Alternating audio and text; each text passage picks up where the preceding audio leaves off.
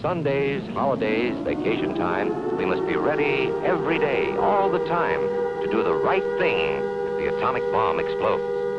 Duck and cover. Everybody, listen carefully. The Martians are coming this way. We must evacuate the city. Take food and water and extra clothing with you.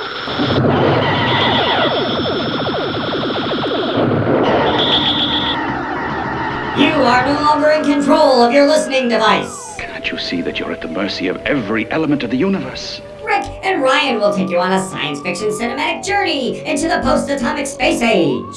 We're not going to cooperate with these monsters. We found a flying saucer. Just a minute, ladies and gentlemen. I think something is happening. A chronological deep dive into the past. Holy cow. Here already!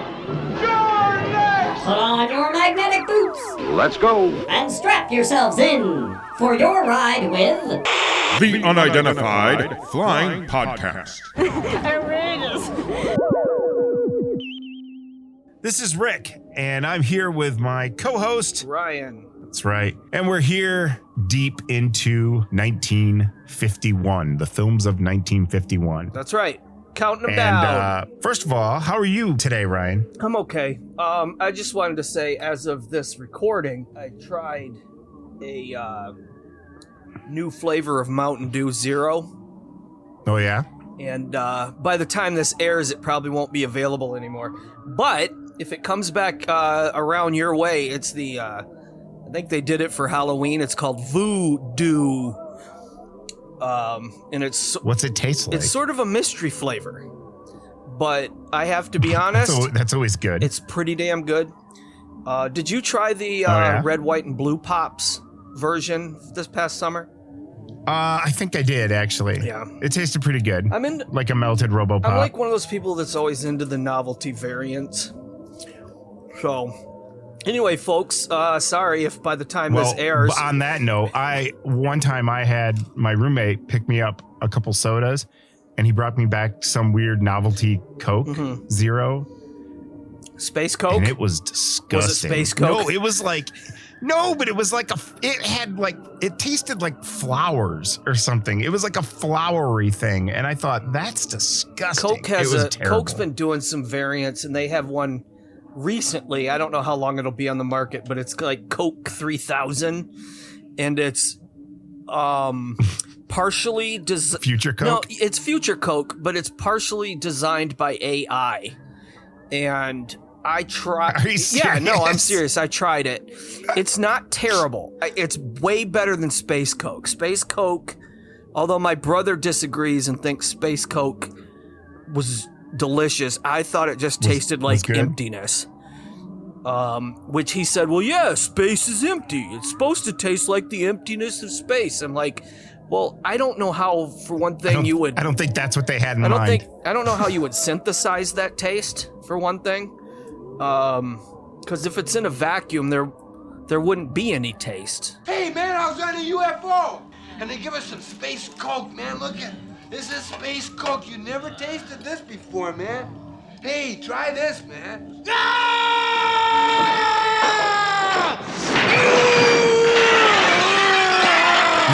I bet you AI could make a better Exorcist movie. Okay, we're not here to discuss that. And I will Okay. never, ever, ever, ever agree with you on that statement. Now I know, I get it. But it's close. One of my favorite reviews though of the new Exorcist said whoever wrote those movies, they can stay on strike. Yeah, I haven't seen it. I don't have no plans to watch it. I hated the new Halloween movies, so I don't know why anybody thought that guy was going to be the one to tackle the Exorcist, because, if anything, he's known for his subtlety, and, But that's not why we're here in outer space, on our ship here, so on our space station that we inhabit while we do this podcast. So, we are into 1951. We've got... Excuse me a second, I'll start that over. I have to burp. Okay. Space burp. All right. First off, we've got a movie. I hope. First up, we've got The Man from Planet X.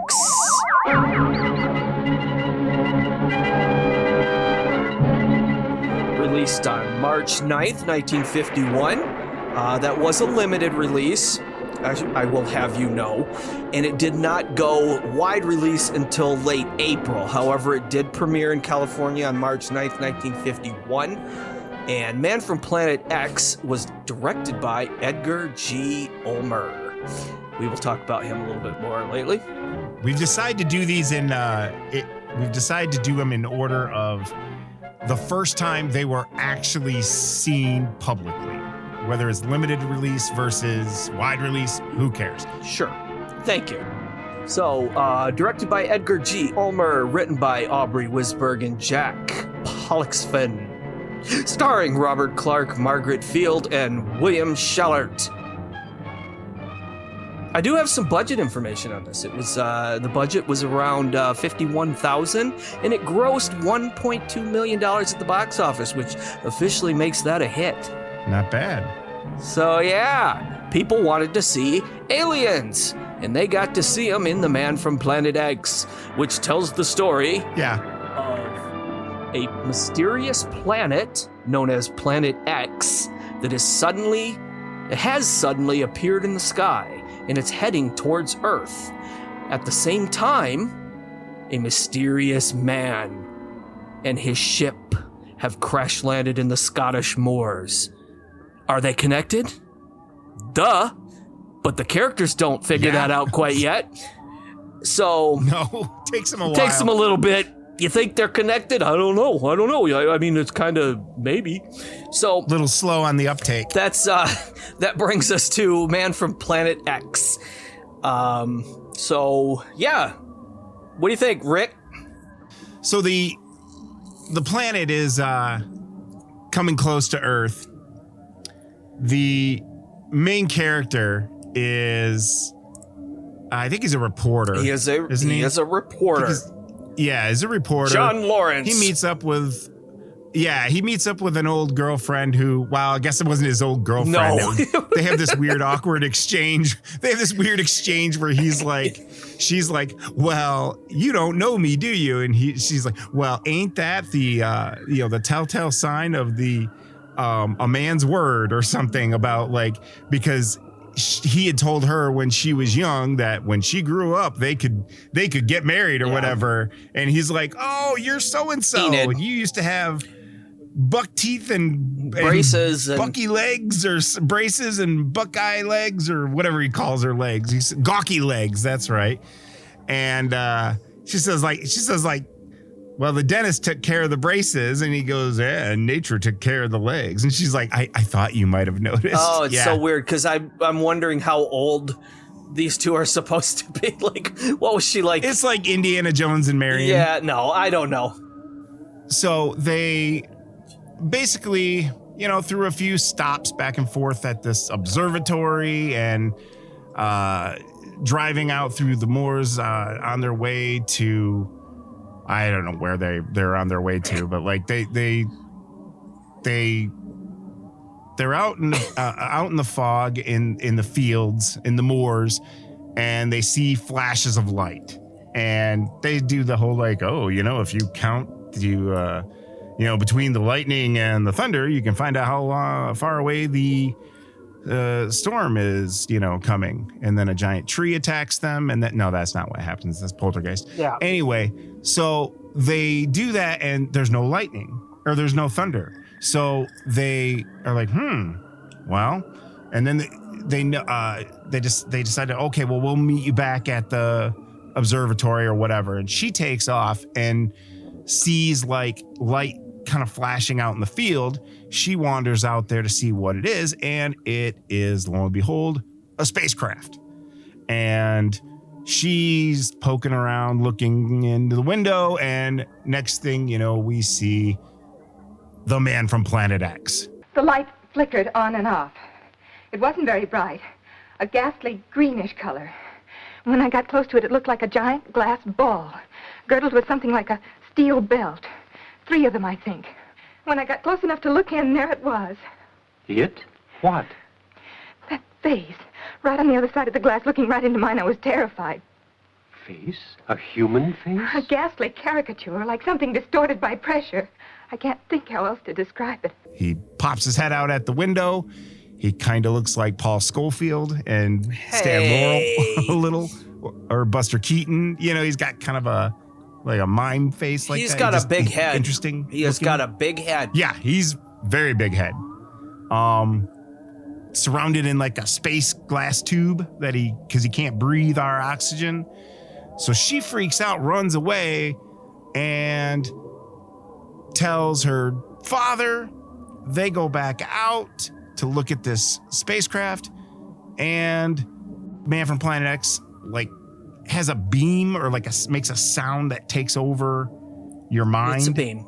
And yeah, it's like a beam, but it makes like a sound. Anyway, the point is it takes over your mind. Yes. Meanwhile, also at the observatory is another character who's like a scientist, and he's got some sort of checkered past from the reporter doesn't trust him because I guess he knew him prior. He looks like a beat poet. No, he totally does. He looks like one of those played by William Shallert. He's like you'd see him in a cafe in the 50s with some bongos, smoking a long cigar and spouting bullshit poetry, and then Dick Miller would kill him and turn him into a statue. Yeah. He doesn't look like he would have that beard. No.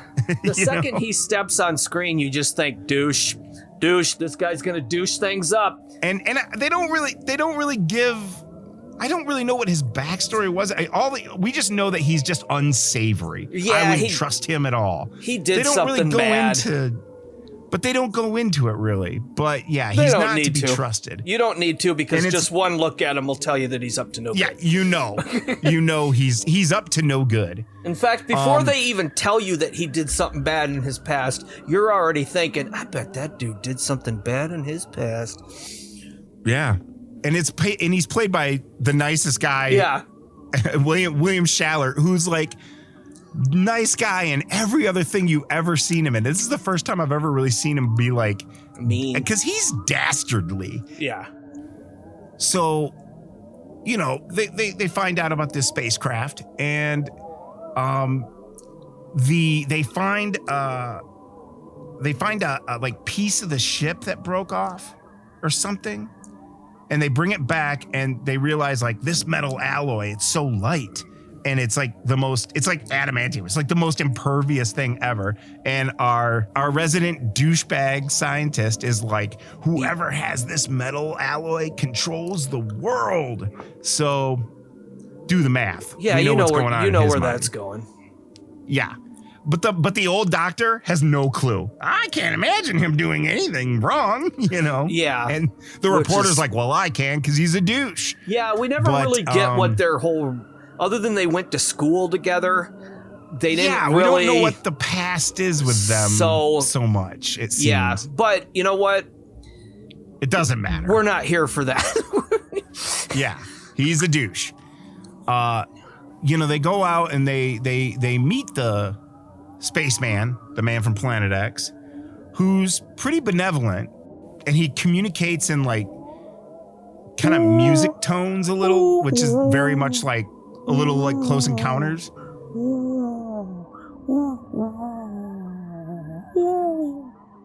He follows them back or no, what was it? Like something happens where they take him back to the observatory or whatever, right? He follows them back after they save his life because he's almost because he's almost suffocating to death. He's running out of gas, right? Yeah. No, he's running out of air. Well, but breathable, the gas that's in his thing, Sure. Are you making fun of me? Kind of. Okay. You don't sound like you just watched this movie this afternoon. I do. What do you mean? It's so well, I think he's this, or this happens, or there's some sort of ray, or maybe it's a sound, and then they go. No, it's both. It's like it's both. Did I you know what I'm watch doing. This? I watched it many times. I know, but I'm like trying to figure out what you're even talking about. Okay. Because I'm recalling it. It doesn't come out perfectly. I'm sorry. Anyway, you know what I'm talking about. You act like you haven't seen the movie. You don't know what I'm talking about? No, I haven't Anyway. said a word in edgewise yet. Anyway, well then say something. No, I got nothing. I'm waiting for you to... Oh, okay. Well then I'll continue. So, yeah, it's got musical beams and booms and stuff and whatever. And so basically, there are no booms. He just does this. Ooh. And, yeah, and it kind of goes. Yeah, that's his voice. Yeah, like that.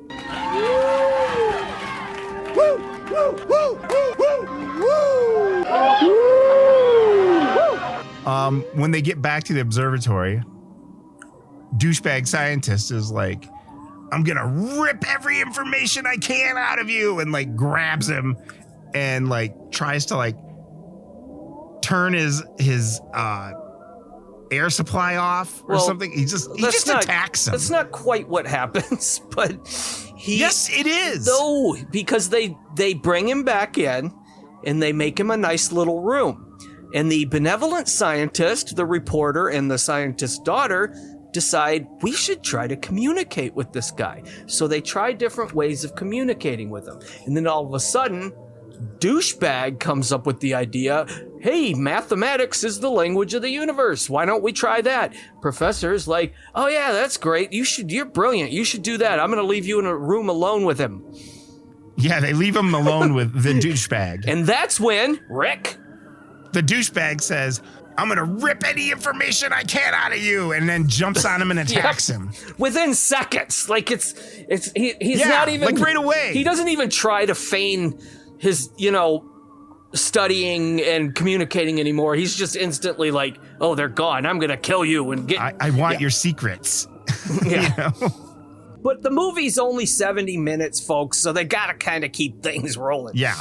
Naturally, this doesn't sit too well with the spaceman. Nope. So then he takes off back to his ship eventually, and they start to like get reports of like all these people around town that are disappearing and stuff.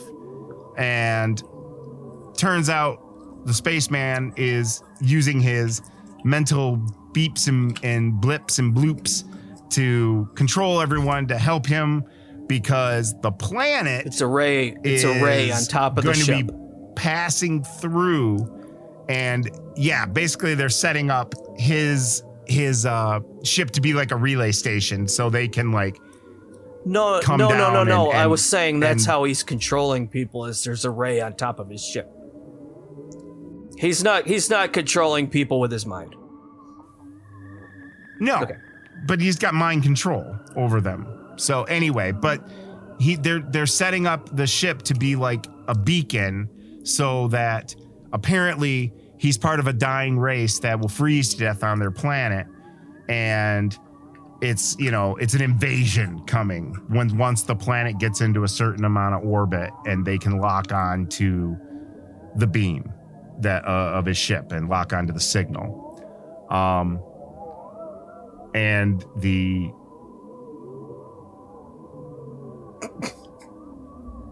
sorry, I watched it this afternoon. I've watched this 37 times, but I can't remember. I watched it a lot. I can't remember what happens at the end. No, I'm just trying to think of how much do I tell them? I think we've told way too much. I think you should wrap it up with that, because that leads to the climax, and you don't want to tell everybody what happens yet. Okay, yeah. So he enslaves them. That's the man from Planet X. That is the man. Well, that. What do you? Yep. What do you think about it? Yeah. Okay. Yeah. Yeah. A couple interesting things about the production of this is that one, and this boggles my mind, sort of. I guess I'm thinking in terms of nowadays filmmaking, but they filmed this movie in a whopping 6 days. Yeah, 6 so days. it does, and that kind of explains a little bit of the theatrical quality of it, because it does kind of at times feel like a play.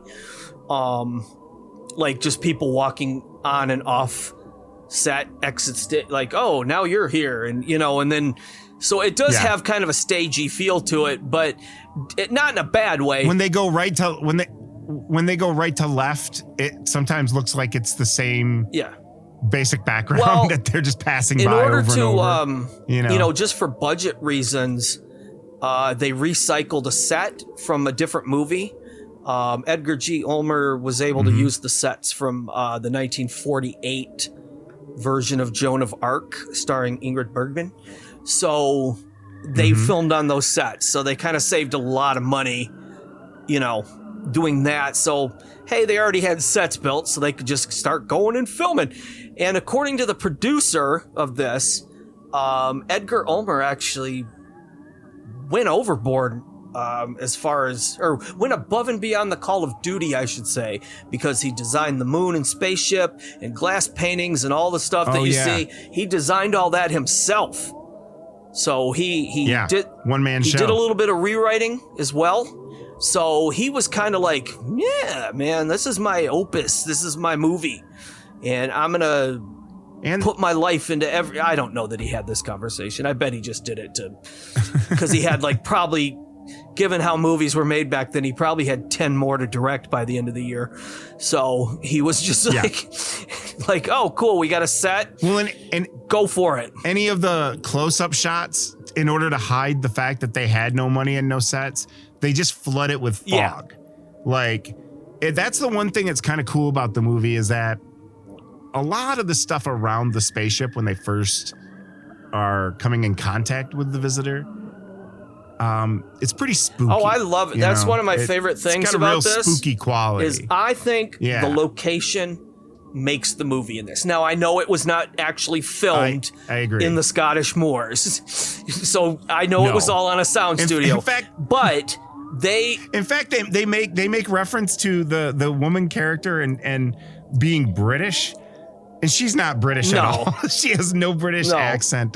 I think they're British because she says something about British and their tea. And she goes, well, that's the way we like it. Yeah, who knows? Like we, as in she's British. She does not sound British at all.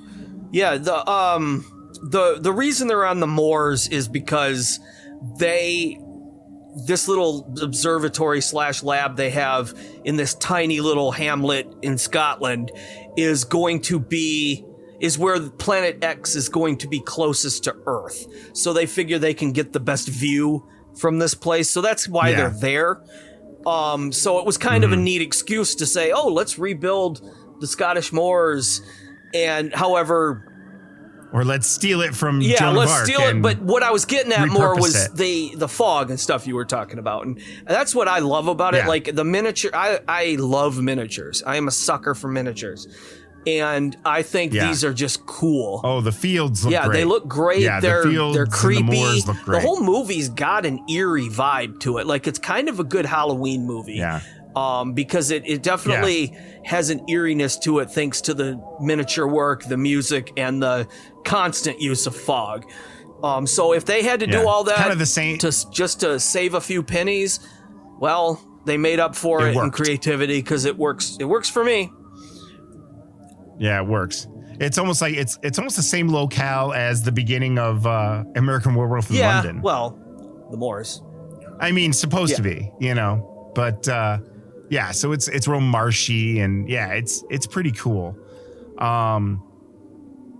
One thing interesting about it is that Invaders from Mars, War of the Worlds, and The Thing from Another World, they all began production around the same time, and this was like released first. And one thing, there's a bit of like controversy, I guess, surrounding who played the man from Planet X. Like, one actor will say it's this person, another actor said it was this person. He was never really out of costume while he was on set.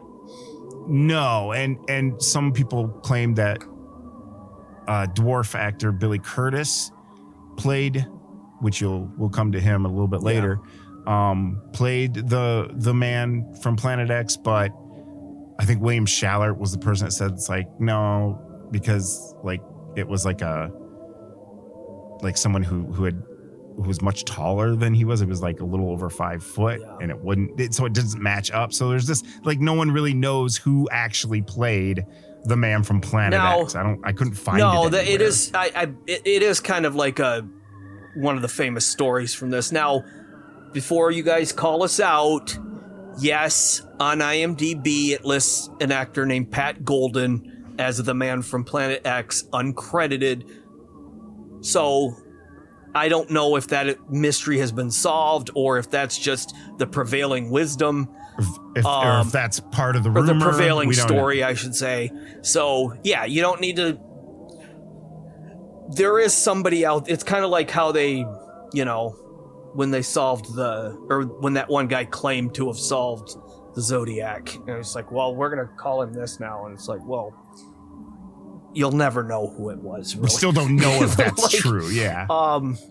We've just agreed to just say that's what it was. Yes. And I made that up about the Zodiac.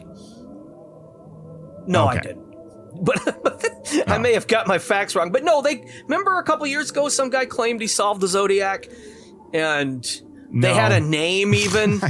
And no, but I remember when the grocery clerk claimed to be Buckwheat.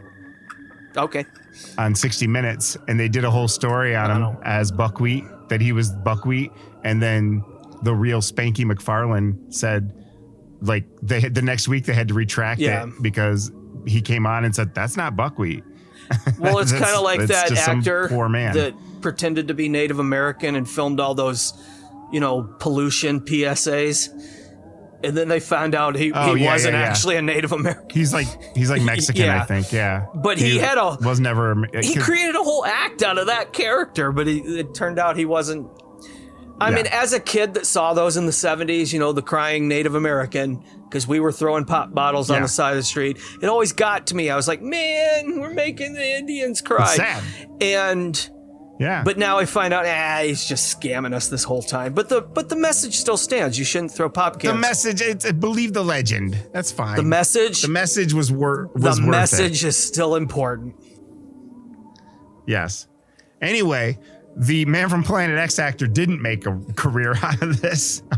We don't know who he is exactly, but speculate. Well, if it's Pat Golden, he was in a few movies. But. Okay. Well, and so was Billy Curtis. So who knows? But back to talking about the cast, though. One thing that's interesting is Harry Gould's first appearance, and Harry Gould was a TV actor and an actor. He did TV and movies, but famously, he was in Love and Death.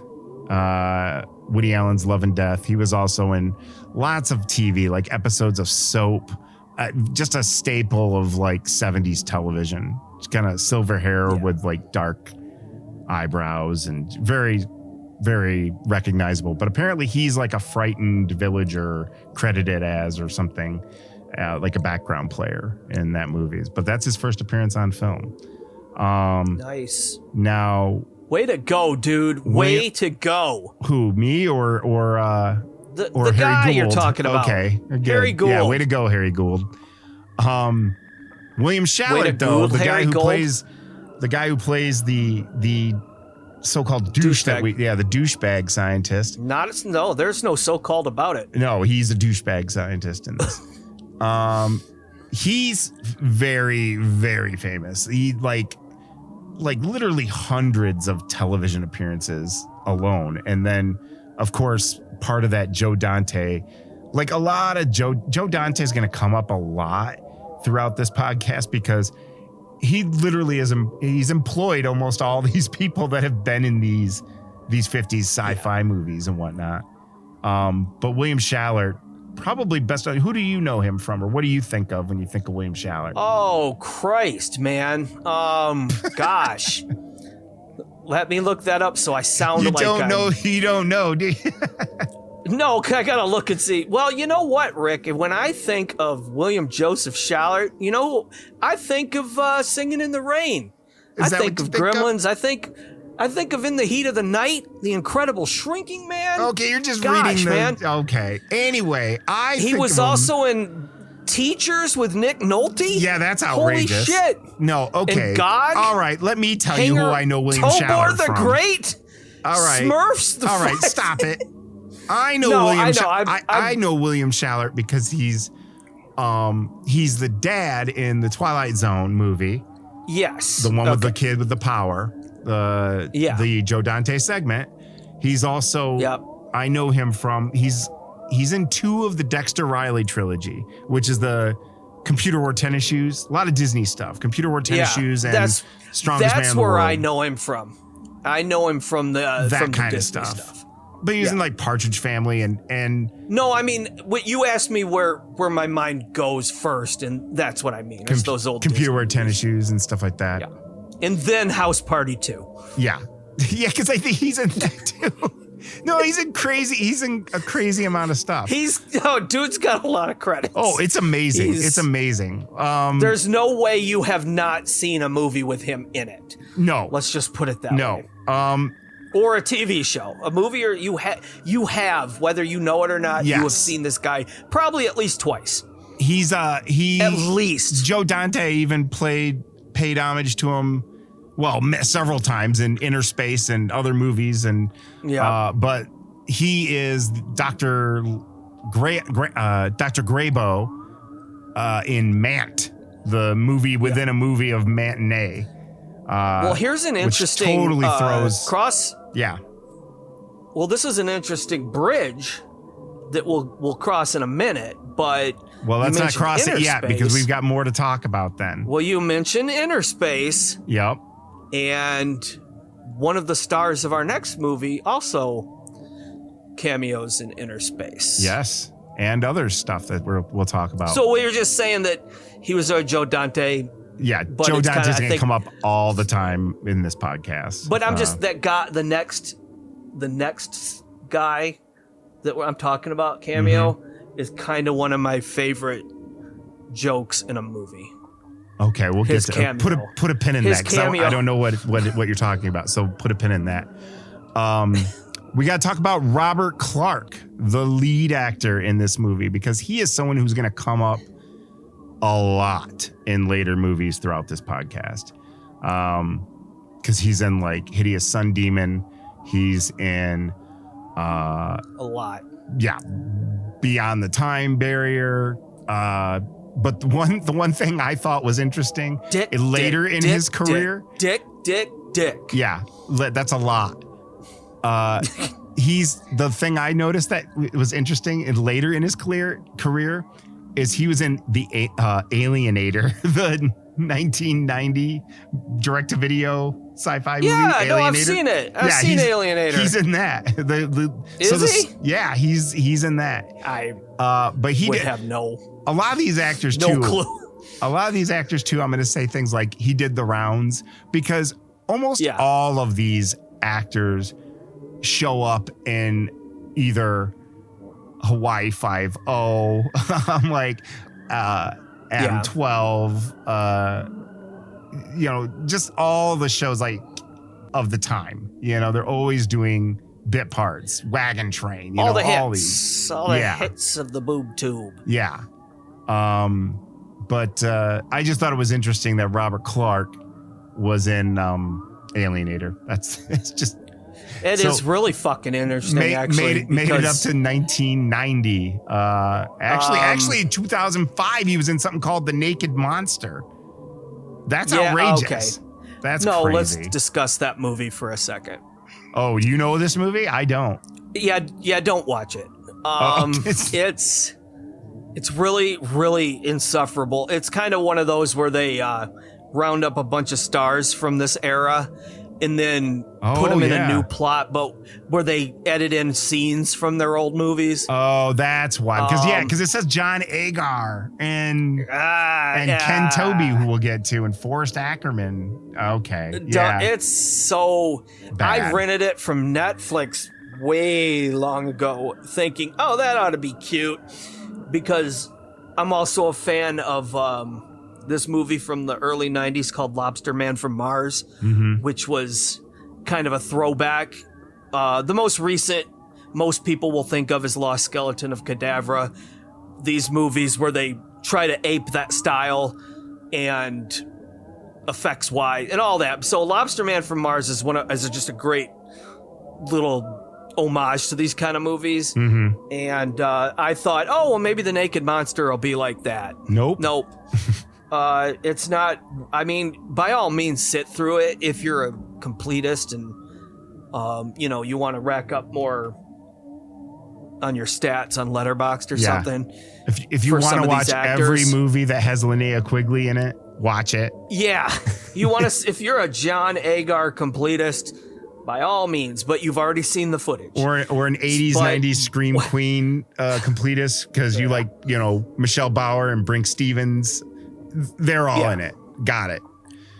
But yeah, no, I'm not going to watch it. I digress. That is the Naked Monster. Yeah, I probably won't watch that. But hey, maybe not. Maybe I will. Maybe I will. Who knows? It's not funny. Okay. So you asked me last episode if I ever rated anything half a star. That movie? Yeah, that's a half a star. Wow. Because I hated it. Like, it makes you angry to just knowing you're watching it. That it exists. Okay. Yes. Well, there it is. Kind of like Terrifier and Halloween Ends. Those are half-star Terrifier movies are classics, though. Anyway. No, they're not. Anyway. Okay.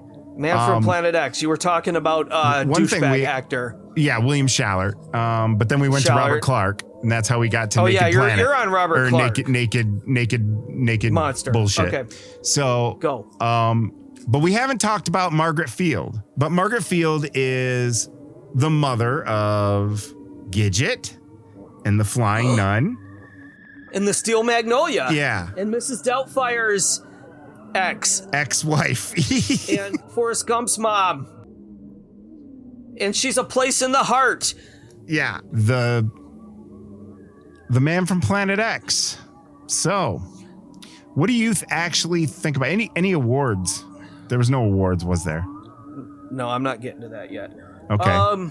Yeah, no, I've always been a fan of this one. Kind of a soft fan, a casual fan of this one, because I'm glad you said that. While I do think the miniatures and the whole art design of it is very beautiful and charming, and I think the alien design is really cool. It's a little silly, but it's creepy. Like that, there's this great shot where she's like sneaking around the side of the rocket ship, and she comes to a window and peeks in just as the alien's face leans into the window, and it's he's got it. There's just something creepy. It's pretty about striking. This guy. So, yeah. But I like that. Now the only things that kind of bug me about it is, and I mentioned this earlier, is it does have a sort of theatrical delivery to everything. The dialogue's kind of stilted. A lot of it's repetitive. There's a lot of, so you say you saw lights down there. I saw lights down there. Where did you see the lights down there? Here's where I saw the lights down there. It's a lot of that. And that gets just, and that's. I would say there's also there's a few trips back and forth that could have been condensed into one trip. Yeah, there's a lot of back and forth, and now it does I feel like it has kind of a nice pace up front, but I think like the third act is just super rushed. Like, it's like they really build up this eeriness, this sort of mystery of what the alien's there for, and and then all of a sudden, why are all these people disappearing? But then all of a sudden, call the army, and the movie just kind of rushes to this. Oh, now we gotta. Yeah, but it's not necessarily a deal breaker. It's just I kind of feel like this could have they should have just made a short, or they should have actually added Written another more 10 or movie. yeah, like I'm fine with. I know a lot of these movies are super short, but I feel like this one deserved to be a little longer because I was intrigued by a lot of it because there's a lot of good ideas. I going like on. that I like that you discover that the alien really didn't come here seeking to invade. He came here on a message of peace, and yeah, that's what gets a little muddy for me. Hold on. He came here on a message of peace, but it's the human that fucks it up because the human attacks the alien. Yeah. The alien thinks we're hostile, so now the alien decides to call an invasion instead. So it's kind of interesting how this alien was it was sort of a neutral until we knocked it a certain way. See, I think that. See, I don't know if I completely agree with that because that's part of my problem with it. Is that that's the but I don't before think, you get too much further, you should know that's actually summed up in the closing lines. That is the. No, I know, but that is the. No. Okay. Because the invasion's already. It's kind of like the invasion's already planned and going on. Because because they're dying. They're a dying race. So they already have this planned. And he's the first to go down there and set up, but that's the only problem I have with it is that he is kind of benevolent and good at first, but then I guess it's because of, the douchebag that sets him off, but it just kind of has that it does a switch too fast for me that where it's like, oh, he's a good alien, but it's actually an invasion also at the same time that's going to be coming and happening. So it kind of like comes on. I don't. You don't think so? No, because he says when they were mind locked, he says they were from a dying planet and they came here looking for another place to live. He never says it was an invasion, but now they feel threatened. Okay, so it is okay. But in the last two lines of the movie, he says that because she says, what do you think just happened? And he said either the biggest blessing the human race has ever faced or the worst. Or something to that effect. Yeah. Because realizing that it was our folly. Now are they going to invade us now because we killed one of them? Yeah. And because the movie ends on an ambiguous note, like obviously this guy was sending messages to this planet and the planet kind of zips off real fast. And it's like, uh-oh, are they coming back with reinforcements or did we scare them off? And, it could have been like alienation. We would have had enough room for them. We could have all gotten along. I guess. Yeah. It just, there was something that just kind of got lost with me there for a little bit. But here's my thing with it is I think I like the man from Planet X a lot more than I like the man from Planet X. Like I like the character, the alien, but the movie, I like it, but it's a little slow for even being an hour. It's light. It's very light and a little dull, but there's so much cool things that you could have gone with. I mean, I do like, I enjoy the film. And when I actually read more about, the budget and whatnot, it made me appreciate it much more. I like that there's the, I like that they kind of tie it into a little bit of old Scottish lore or fears with when they're talking to the townspeople and she's like, the boogie, they call it the boogie, like the boogeyman and all that. So it's got that creepy feel and it's a good movie. I just think it's a little, I guess basically slow, it just, it doesn't do a whole lot with its premise, but I don't know. It does quite a bit. I think the douchebag has a great ending because like his last line is just like, spoiler alert, but like he gets shot up like, we can't let them do this. But he just kind of like to his last breath, he's like, fools, like just like as he's bleeding. And it's like, he's just such like you fool, But he's thinking about the money because I think we discussed this. He's all about the money aspect of it. We discussed this, I think, the first episode, how there's always that one character that even though they're like, he's literally sees proof of life in the universe, like the greatest discovery of all time, and all he cares about is that the metal will make him some money. Yeah, so there's always he turns that into character. Daffy Duck, and money symbols go into his eyes. No, it's just those characters that like really care nothing about like some miracle they're witnessing that would completely change everything about what we know of life. And they're just like, but the shoes they're wearing, I could trade those in for $1 million. Yeah. It's always just that guy. And this guy's a perfect example of that guy. How many stars would you give it? Well, first of all, any awards? Yeah. Well, no. The Man from Planet X was not nominated for any awards, nor did it win any. Obviously, if it wasn't nominated, it wouldn't win any. Yeah. Did not win any awards, and other than the fact that it was, it was a minor box office success, I would say, but it's kind of been lost to the ages. But the MGM was, kind enough to buy it up at one point and re-release it on DVD. And so part of the world got it drive-in back. Drive-in classics. Got it back.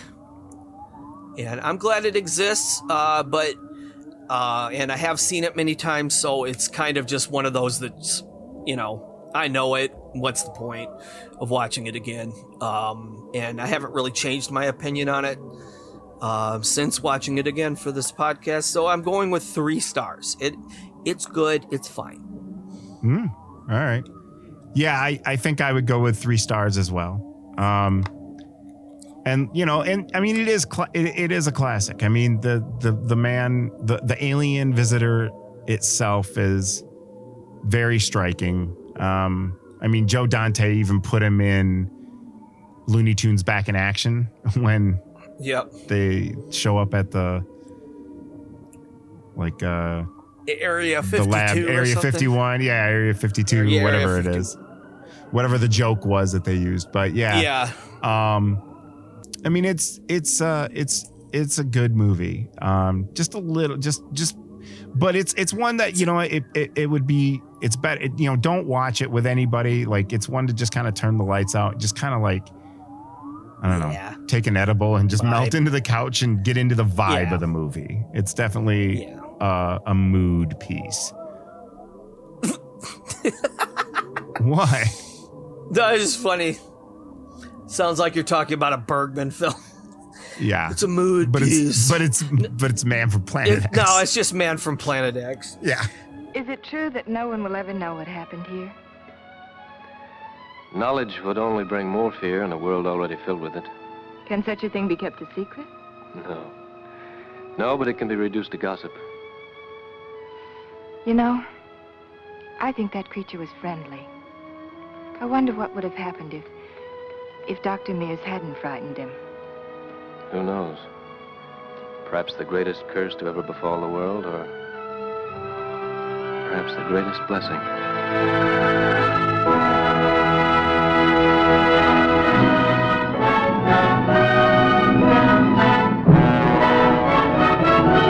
The Man from Planet X is available on Tubi and YouTube. Drive away your worries and cares at this drive-in theater, where you will see the finest motion pictures of all time, soon to be released.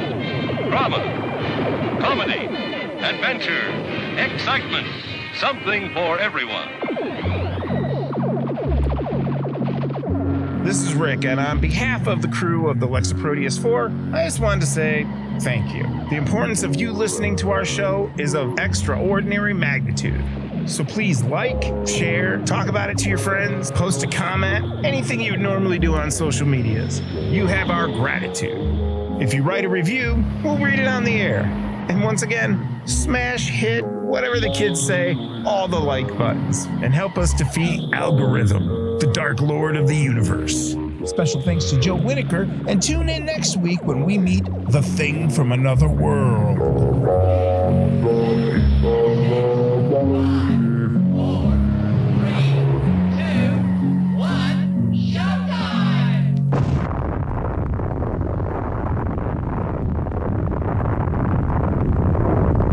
I'm going to tear out every secret you've got.